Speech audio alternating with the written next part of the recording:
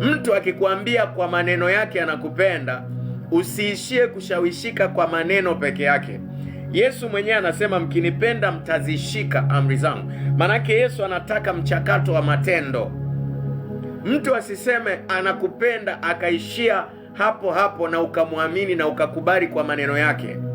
Mwingine anaweza akapretend tu. Anaweza akasema kinywani anakupenda lakini moyoni mwake hakupendi.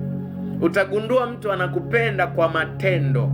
Hayo matendo, je, ni mazuri? Anakuonyesha matendo mazuri, anakusaidia, anajitoa kwa ajili yako. Hivyo, kabla hatujaendelea mbele kwa habari ya Roho Mtakatifu, napenda uelewe hicho kitu.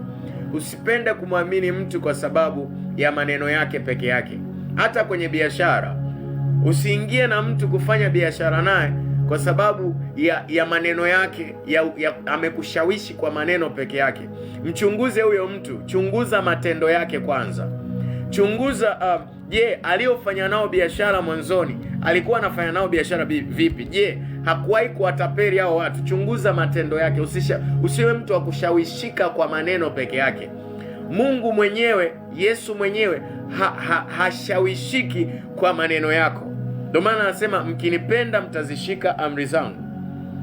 Anataka kuona matendo. Ndio maana yeye mwenyewe anasema, maandiko yanasema kwenye kitabu cha Mwanzo, kwa maana kwenye kitabu cha Yohana, kwa maana jinsi hii Mungu aliupenda ulimwengu hata akamtoa mwana wake wa pekee ili kila muamini asipotee.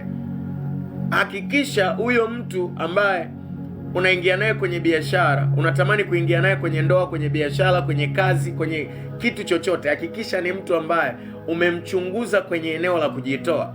Je, anapambana? Je, kama unatamani kumuingiza kwenye biashara yako, unatamani umwajiri, je, ni mtu ambaye anajitoa? Yuko tayari kujitoa kwa ajili ya hiyo kazi? Yuko tayari kujitoa kwa ajili ya huo upendo? Yuko tayari kujitoa kufanya majukumu ya familia? Vitu kama hivyo.